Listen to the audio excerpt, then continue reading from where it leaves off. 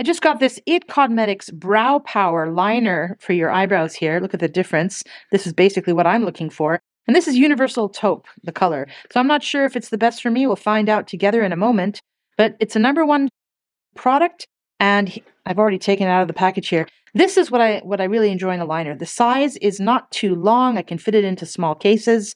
It's got your rollout liner here, which I don't know if you can see this well, but it's not exactly pointed. It's kind of got a flat look to it. Oh, I just lost focus. It's easier for me to form points when I'm brushing it on. And on the other side here, you've got a brush that comes in useful after to sort of fade out some of the brushing you might have done incorrectly and make your brows all aligned. So very compact.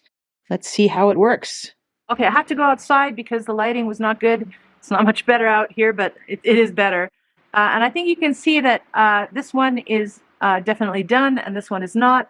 And I think the color is not perfect for me. This is definitely too brown. I need something ashier, but the idea is pretty good. It doesn't look, wow, what a difference, eh?